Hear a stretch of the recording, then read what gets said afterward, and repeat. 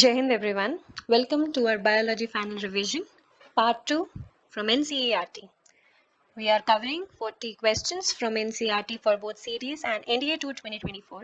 इसका part 1 हमने पिछले वीडियो में कवर किया था and इस वाले part में जो हम questions कवर करेंगे वो सारे questions मिलाकर they will be 40 and ये आपका एक quick revision हो जाएगा जो NCERT से लिया गया है completely. So without wasting any time, we'll move on to our first question, which asks us what type of tissue is xylem. तो यहाँ पर हम टिश्यू के बारे में बात कर रहे हैं. तो उसे पढ़ने से पहले एक क्विक रिवीजन ये है कि there are two type of tissues. पहला हमारा प्लांट टिश्यू होता है and the other one is animal tissue, right. तो अगर हम प्लांट टिश्यू का फर्दर देखें तो उसमें फर्स्ट टाइप होगा हमारा meristematic tissue. Okay, meristematic tissue is made up of further 3 tissues. हाँ जी, तो हमारा मेरिस्टेमेटिक टिश्यू कहाँ कहाँ पर प्रेजेंट होता है हमारी एक प्लांट बॉडी में, आप देख सकते हैं. First is apical meristem, second is intercalary meristem and third is lateral meristem. As you can see, apical meristem को आप कहाँ देख पा रहे हैं? This is nothing but on tip of this particular plant. तो ये इस प्लांट की टिप पर होगा, ओके, एज वेल एज ये रूट की टिप पर भी होगा. तो ये प्लांट के टिप एंड रूट के tip, that you can say that it's on the tip of both root and shoot of the plant. Now coming to intercalary, इसके नाम से ही पता चलता है that it must be present somewhere in between. तो ये हमारे प्लांट्स की नोड्स पर होता है, right. You will find it there. Now coming to lateral meristem, lateral meristem covers the girth of a plant. जो उसकी मोटाई होती है उसे कवर करता है हमारा लैटरल मेरिस्टम, राइट. उसकी थिकनेस कितनी होगी उस पर्टिकुलर प्लांट की, ये आएगा हमें, ये हमें पता चलेगा लैटरल मेरिस्टम से. अब ये हो गए मेरिस्टेमेटिक टिश्यू जो कि प्लांट टिश्यू का फर्स्ट डिवीजन है. Coming to second division, that is our permanent tissue, right. Meristematic then permanent. अब परमानेंट के भी दो टाइप्स होते हैं. देखिए, परमानेंट के दो टाइप्स में एक होता है simple permanent, okay, and second one is complex permanent. और जाइलम जो है वो कॉम्प्लेक्स परमानेंट टिश्यू का ही टाइप है, ओके. सो अगर मैं आपको सिंपल परमानेंट में बता दूं, सिंपल परमानेंट में आपने सुना होगा एक होता है पैरेन्काइमा, जो कि अनस्पेशलाइज्ड सेल्स होते हैं, थिन सेल्स होते हैं बेसिकली, और ये एक सिंगल लेयर में प्रेजेंट होते हैं. ये रहा हमारा पैरेन्काइमा, देखिए ऐसे. Then they are living cells. You should write it down. अगर आपसे पूछा गया कि पैरेन्काइमा लिविंग है या डेड है, तो it is a living cell, okay. It's here. It's in this single thin layer. Now अब इसकी कुछ कैरेक्टरिस्टिक्स होती हैं कि ये ना बहुत ही लूजली बाउंडेड होते हैं, कि और इनके बीच में बड़ी बड़ी स्पेसेस होती हैं, right. And it is used, इसका जो यूज़ है हमारा, इसका से दैट इसका फंक्शन क्या है, इसका फंक्शन है दैट इट स्टोर्स फूड. ठीक है, अगर आपसे पूछा जाए कि इसका फंक्शन क्या है, तो ये फूड स्टोर करता है, राइट. एंड कुछ केसेस में हमारा यही पैरेन्काइमा जो है ये स्टोर करता है क्लोरोफिल. और जब भी पैरेन्काइमा क्लोरोफिल स्टोर कर रहा है तो इसका नाम हो जाएगा क्लोरेन्काइमा, राइट. इसका एक और टाइप होता है. अगर एक्वेटिक प्लांट्स आपने देखे होंगे वो फ्लोट कर रहे होते हैं, उसका रीज़न क्या हो सकता है? मतलब वो बहुत लाइट वेटेड होते हैं. अगर वो लाइट वेटेड है दैट मीन्स उनके अंदर एयर है. इसीलिए कुछ प्लांट्स होते हैं, mostly aquatic plants, they have these air cavities in them which makes them float in water. और वही टाइप के उसमें एक टाइप का टिश्यू होता है जिसे बोलते हैं हम पैरेन्काइमा, ओके. ये भी एक टाइप का परमानेंट टिश्यू ही है, याद रखिएगा. तो क्या क्या हो गया? पैरेन्काइमा लिविंग होते हैं, लूजली बाउंड होते हैं, फूड स्टोर करते हैं.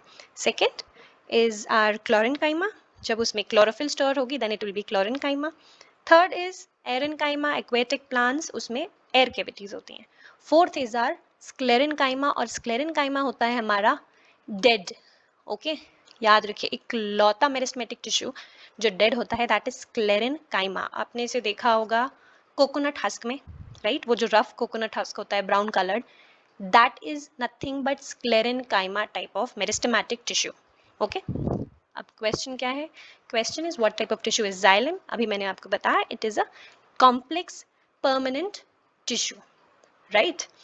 Second question, which tissue is responsible for movement. अब यहाँ पे बात हो रही है मूवमेंट की.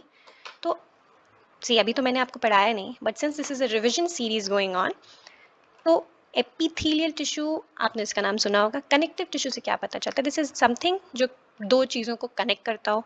मस्कुलर टिश्यूज, जो हमारी मसल्स होती हैं, वो मस्कुलर टिश्यूज जो होते हैं उसमें देखो, हमारे हाथ, हमारे पैर, वी आर मूविंग क्योंकि हमारी बॉडी में मसल्स हैं, and these muscles are responsible for movements in our body. So muscular tissue is the one जो रिस्पॉन्सिबल होता है मूवमेंट के लिए। Going to next question. Okay, so मैंने आपको जाइलम, दैट इज हमारा परमानेंट टिश्यू, उसके कुछ पार्ट्स भी होते हैं, आप देखिए यहाँ पे। Now there are certain sections in a xylem. इसे कट करना है। Okay. Now there are certain sections in xylem. So it consists of tracheids, vessels, xylem parenchyma and xylem fibers. तो अगर आपसे पूछा जाए कि xylem के पार्ट्स क्या क्या होते हैं, तो these are, एक ये tracheids ऐसा दिखता है, vessels कुछ ऐसा दिखते हैं, इसमें pits होते हैं, xylem parenchyma it looks something like this, and the last one is xylem fibers. अब जो हमारे tracheids और vessels होते हैं, they are thick walled, okay, and some of them are dead cells. जब वो mature हो जाएंगे तो वो dead हो जाते हैं. We also have tracheids and vessels. They are tube like structures. ये रहा हमारा tracheid और ये रहे हमारे vessels. They are tube like structures, okay. अब xylem का कोई काम होता होगा.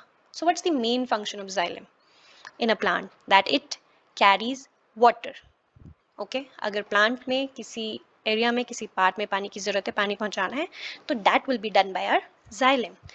अब हमारा एक और परमानेंट कॉम्प्लेक्स परमानेंट टिश्यू होता है, that is nothing but phloem.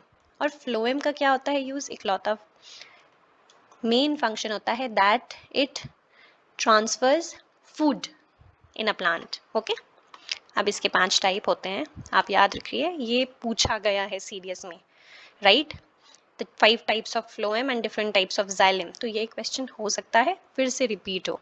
So remember these terms.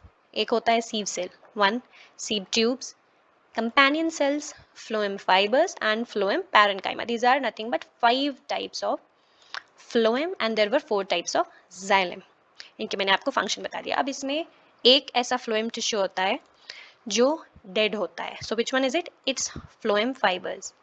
All like these 4, sieve cells, sieve tubes, companion cells and phloem parenchyma. These 4 are living, whereas phloem fiber is the only one जो dead होता है. Right? This is also a question previous year. Okay, so this is done. Let's go to our next question. कि what type of meristematic tissue is found at root tips? अभी हमने पढ़ा था root and shoot की tips पे कौन सा होता है हमारा, कौन सा मेरिस्टेमेटिक टिश्यू होता है? It is apical meristem, right? Now which tissue connects muscles to bones?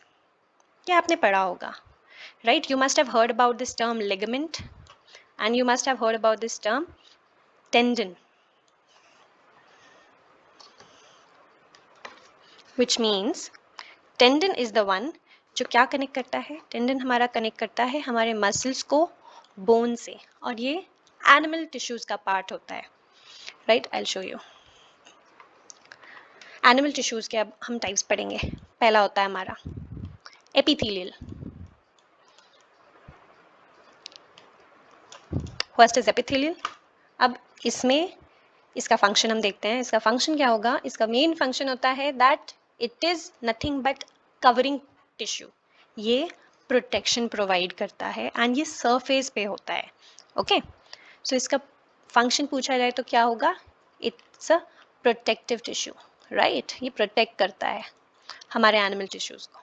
इसके टाइप्स हो जाएंगे squamous, then stratified squamous, third is cuboidal and fourth is columnar, right? ciliated columnar होते हैं, इसमें cilia present होता है। cilia responsible होता है मूवमेंट के लिए। ये नथिंग बट ऐसे fibre like very small structure जो प्रेजेंट होता है मूवमेंट के लिए, right. This is first type of animal tissue. दूसरा एनिमल टिश्यू क्या होता है हमारा, वो होते हैं कनेक्टिव टिश्यू. ब्लड आपने पढ़ा होगा, blood is a type of connective tissue, right. अभी और क्या होगा, compact bone is a type of connective tissue. Then hyaline cartilage जो हमारे ईयर्स एंड नोज में होता है, this soft tissue, areolar tissue and adipose tissue. So these all are nothing but type of connective tissues. Now our third type in animal is our muscular tissues, right. इसमें होते हैं हमारे muscular fibres. तो तीन type के muscular fibres होंगे. कौन कौन से, स्ट्राइटेड, आप लिखते जाइए.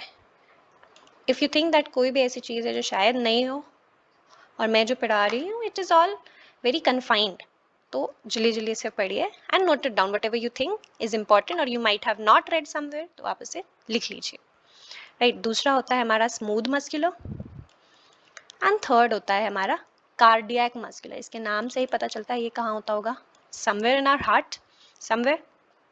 Okay, so this is our muscular tissue. Fourth होता है हमारा नर्वस टिश्यू, राइट. हमारा नर्वस सिस्टम क्या होता है, हमारे ब्रेन में, तो मतलब इसका रिलेशन भी ब्रेन से ही होता है. अब नर्वस टिश्यू का फंक्शन क्या होता है, that it responds to a stimuli. अगर कोई भी उसे स्टिमुलस दिया जा रहा है, राइट, तो वो रिस्पॉन्ड करेगा. जैसे हमारा ब्रेन भी इसी वे में फंक्शन करता है. अगर हमारी बॉडी को कहीं पे भी कोई स्टिमुलस दिया जाता है, जैसे समवन इज पिंचिंग यू, तो आपको एक स्टिमुलस मिला, तो your brain will give it a signal कि भाई पिंच हुआ है, you might feel some pain, तो you tend to draw your hand out. अगर आपको किसी ने हाथ पे पिंच किया है तो आप अपने हाथ को तुरंत उस पिंच से दूर करने की कोशिश करेंगे. So that pinch is the stimulus and the reaction, वो जो उसका रिस्पॉन्स दिया है हमारे नर्वस टिश्यू ने, हमारे ब्रेन ने बेसिकली, दैट हाथ को पीछे ले जाना is the response of it. Okay, so ये हमारे चार टाइप के हो गए animal tissues. Now coming back to our question, that which tissue connects the muscles to bone. मैंने आपको बता दिया, ये हो गया हमारा टेंडन जो करता है मसल्स टू बोन. लिगामेंट होता है bone to bone. Okay, ligament bone को बोन से कनेक्ट कर रखा होगा.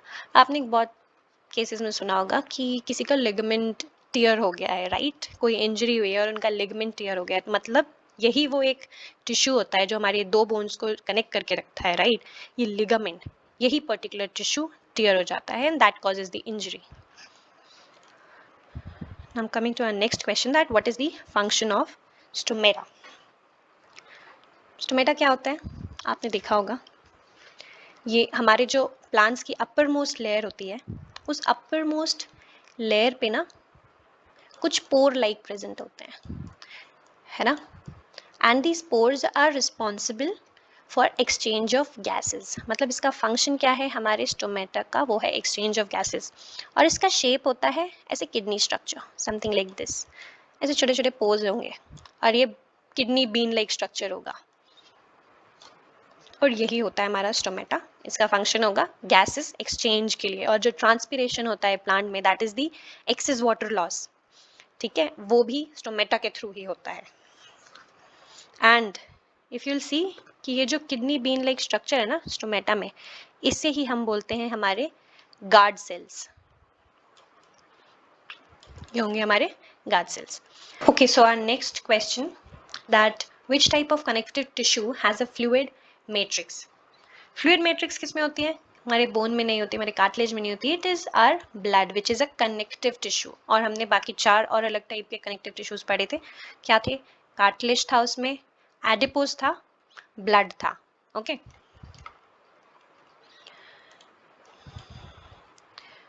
our next question is what type of muscle is involuntary and striated. अब आपने पढ़ रखा होगा हमारे मसल्स के बारे में, राइट. तो इसमें डिफरेंट टाइप की मसल्स मैंने आपको पढ़ाई थी. स्मूथ होती है, राइट, कार्डियक मसल्स होती हैं, हमारी स्ट्राइटेड मसल्स होती हैं एंड स्केलेटल मसल होती है. तो इनमें से ऐसी कौन सी है जो इनवॉलेंट्री होती है और स्ट्राइटेड होती है. This is our cardiac muscle जो हमारे हार्ट में होती है. सिंस आपके हार्ट में नहीं होता है, that how your heart and how fast should your heart beat, right, that is why it is involuntary. So this is none other than our cardiac muscle which is involuntary and striated. Now where is the epithelial tissue? हमने अभी पढ़ा था epithelial tissue कहाँ होता है, ये होता है हमारे स्किन पे, right, the top most layer जो होती है वहां पे हमारा एपिथेलियल, और जो हमने पीछे पढ़ा था हमारा stomata, right, those small pore like structures, they are also present on the epidermis. ये प्लांट के केस में होता है, बट ये भी प्लांट की एपिडर्मिस में होता है, whereas epithelial टिश्यू क्या होता है, हमारी स्किन मतलब हमारी टॉप मोस्ट लेयर पे होता है, राइट। चार टाइप के जो एपिथेलियल टिश्यूज हमने देखे थे, एक था squamous which is this, then stratified squamous, cuboidal and columnar ciliated, right. So our next question is, what does parenchyma primarily do? हमें अब पूछा गया है पैरेन्काइमा का फंक्शन। हमने पढ़ा था पैरेन्काइमा फूड स्टोर करता है, तो इसका क्या फंक्शन होगा, इसका फंक्शन होगा स्टोरेज का। Now what is the primary function of collenchyma in plants? So collenchyma कौन सा होता है, ये हमारा प्रोवाइड करता है सपोर्ट।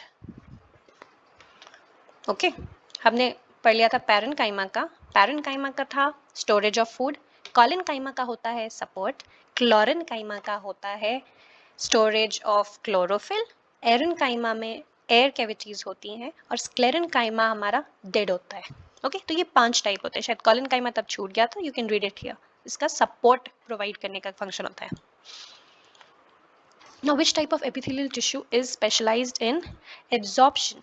अभी हमने 4 एपिथेलियल टिश्यूज देखे थे पीछे, तो इनमें से मैंने एक आपको बताया था, देयर इज दिस वन जिसमें सीलिया होता है, राइट, वो जो लिटिल फाइबर लाइक स्ट्रक्चर्स होंगे दे आर कॉल्ड सीलिया, बहुत स्मॉल स्ट्रक्चर्स होते हैं, बस इनका एक फंक्शन होता है कि ये एब्जॉर्प्शन, बेटर एब्जॉर्प्शन प्रोवाइड करेगा, राइट, तो they are nothing but fibre like structures.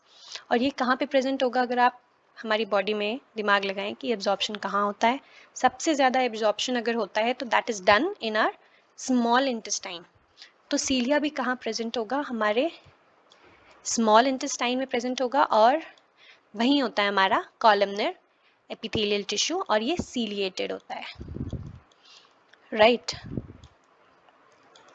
Columnar ciliated epithelial tissue. Ciliated tissue कुछ नहीं होता है, right? This columnar ciliated tissue is its name, not just ciliated. Ciliated tissue कुछ भी नहीं होता है, 4 ही होते हैं, squamous, stratified squamous, cuboidal and columnar ciliated. There is nothing as such ciliated, तो आप confuse मत होइएगा just because यहाँ पे ciliated दिखा था तो, right? Okay. Our next question is, what type of permanent tissue is responsible for the hardness of coconut husk? हमने पढ़ा था dead होगा, कौन सा होगा, sclerenchyma. नेक्स्ट क्वेश्चन, हाँ जी ये वाला देखिए, यही 4 है, तो सीलिएटेड आपको सिर्फ कंफ्यूज करने के लिए दिया था, it is columnar epithelial tissue जिसमें सीलिया प्रेजेंट होता है जब वो इंटेस्टाइन में होगा तो। So next is, which type of muscle tissue is found in heart? पढ़ चुके हैं, इट इज कार्डियक, और ये क्या होता है, ये होता है involuntary and stratified.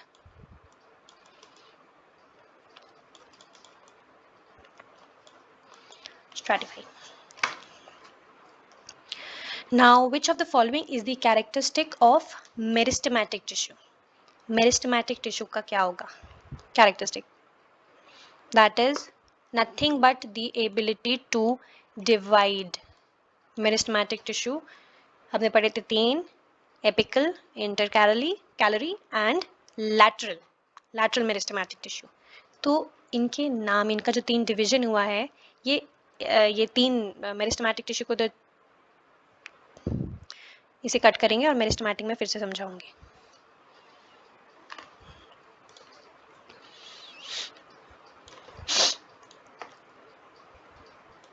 Okay, so our next question says that which of the following is a characteristic of our meristematic tissue?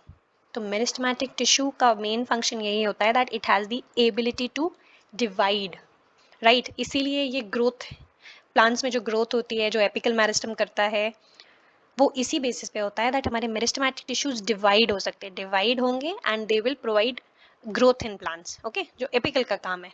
फिर इंटरकैलरी का काम क्या होता है, वो नोड्स पे प्रेजेंट होता है। लैटरल कहाँ होगा, लैटरल हमारे गर्थ पे होगा, हमारे प्लांट की, वो डिसाइड करेगा कि प्लांट कितना थिक होगा, right, that is our meristematic tissue. Coming to next question, which tissue acts as a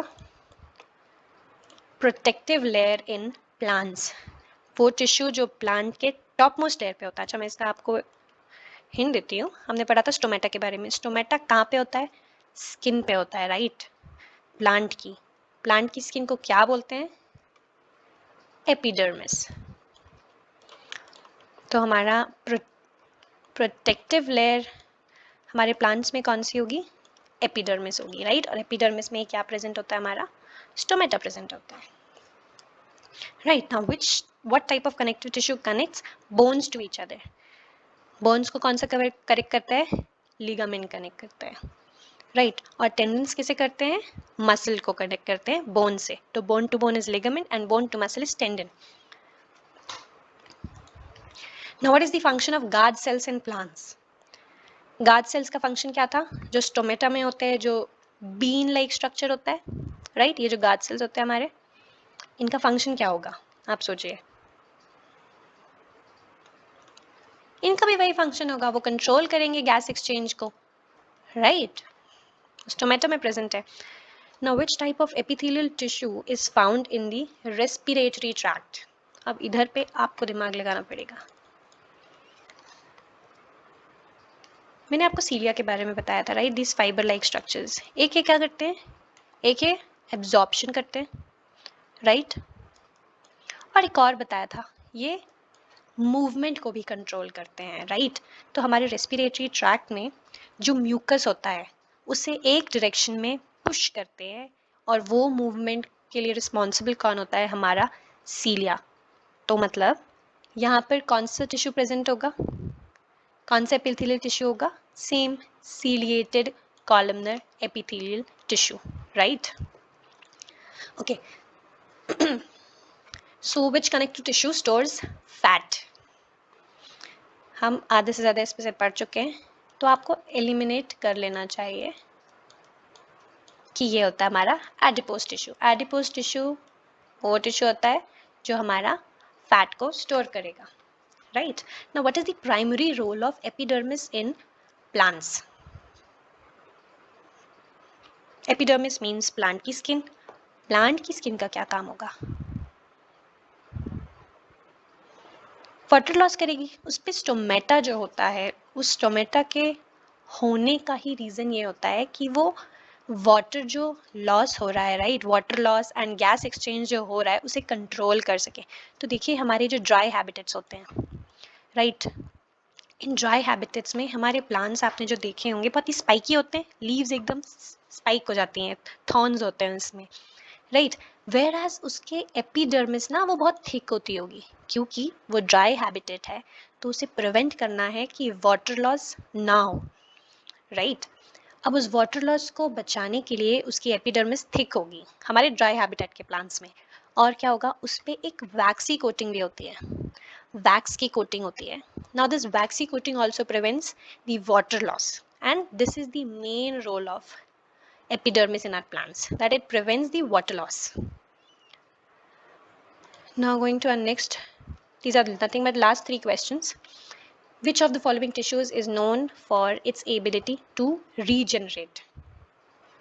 आप सोचिए ये कौन सा हो सकता है? Could it be muscle और nervous tissue? हमारा brain में कुछ डैमेज होता है, कोई इंजरी होती है, क्या ब्रेन रीजनरेट करता है? नो। क्या हमारा जो हमारे कनेक्टिव टिश्यूज होते हैं ना, लिगामेंट, बोन, क्या ये सब भी रीजनरेट कर जाते हैं? नहीं। कहीं आपने अगर ऐसा सुना हो तो क्या हमारी मसल्स रीजनरेट कर जाती हैं? नहीं। तो which one could it be? It should be our epithelial tissue. अब इसका मैं एक रीज़न बताती हूँ कि वाई एपिथेलियल। हमारी जो स्किन होती है, राइट? हमारी स्किन के ऊपर या हमारे मसल, हमारे जो ऑर्गन्स की टिश्यूज जो होते हैं, हमारे डिफरेंट ऑर्गन्स में डिफरेंट टिश्यूज होते हैं, उन सब के पास एबिलिटी होती है कि वो खुद से रीजनरेट करे, ठीक है? That is why epithelial tissue का फंक्शन क्या होता है कि वो एक कवरिंग प्रोवाइड करता है। वो कवरिंग अगर डैमेज हो रही होगी तो वो रीजनरेट भी हो सकती है, right? That is why it is providing protection. अगर कोई टिश्यू प्रोटेक्शन प्रोवाइड कर रहा है, उसका फंक्शन ही है कि वो प्रोटेक्ट करेगा, तो definitely it will be having an ability that it could regenerate itself. That is why it is the epithelial tissue which can regenerate. Now which type of epithelial tissue is responsible for secretion? ये हो सकता है आपने पढ़ा हो या ना भी पढ़ा हो। आपने कुछ ग्लैंड्स के बारे में पढ़ा होगा, thyroid gland, pituitary gland, right? All these glands, they are responsible for secretion of certain hormones, okay? That's why it's the glandular epithelium जो secretions के लिए रिस्पॉन्सिबल होता है हमारे बॉडी में। Okay, so this is an important question. हमने अभी तक इसके बारे में डिस्कस नहीं किया था, ये थोड़ा डिफरेंट है, आप इसे लिख लीजिए, पर आप इसमें दिमाग लगा सकते हैं अगेन कि ग्लैंड्स हमारे कुछ हार्मोन्स प्रोड्यूस करते हैं, राइट? कुछ हार्मोन्स सिक्रीट करते हैं, और glandular epithelium is the one. Now, what type of muscle tissue is primarily under voluntary control?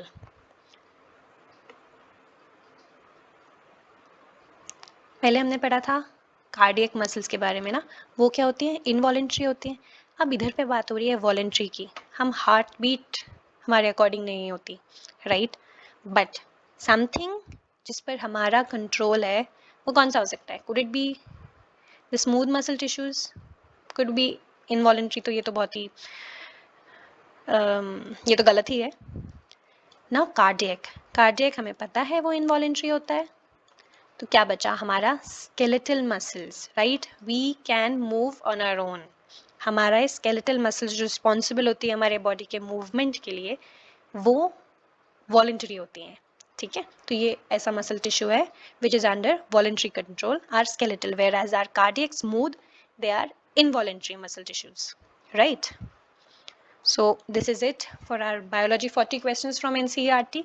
आप इन्हें रिवाइज करिए, अब ज़्यादा से ज़्यादा रिवाइज करिए और क्वेश्चंस के थ्रू करिए, राइट? आपको इससे स्पीड मिलेगी, आपका कॉन्फिडेंस बढ़ेगा, which is very important, and आप चीज़ों को एक वे में करना सीखेंगे, राइट? एंड अगर आपको ऐसा कोई सिचुएशन मिल रहा है जहाँ पर आपसे क्वेश्चंस शायद नहीं बन रहे हैं, ऐसा लग रहा है कि आपने कहीं पढ़ा है, तो give it some time, just leave it and move forward to the next question. And आप जितने क्वेश्चंस अभी सॉल्व करेंगे, आप उतने अच्छे से परफॉर्म कर पाएंगे आपके एग्जाम्स में, राइट? उधर पे कोई प्रेशर नहीं होगा, आप कामली चीज़ों को करेंगे क्योंकि आपने प्रैक्टिस कर रखी है। सिर्फ थ्योरी पढ़ के जाएंगे, वहाँ पर सडनली पैनिक हो जाता है, ठीक है? क्योंकि क्वेश्चंस देखे नहीं, कैसे सॉल्व करना है, डिफरेंट वेज होती हैं। कुछ हमने यहाँ पे देखा एलिमिनेशन कर रहे हैं, तो कुछ तो फालतू ही ऑप्शंस होंगे, उन्हें आप पहले ही इग्नोर कर दें। आप 2 बचाइए, 3 बचाइए, उसमें दिमाग लगाइए, and then give answer to it, right? Just keep revising. We'll again be back with either chemistry or physics with the same, in the same way that we'll be covering everything through NCERT, और हम जल्दी जल्दी सारी चीज़ों को questions के through revise करते जाएंगे। So all the best and keep studying, keep solving, have a good day. जय हिंद।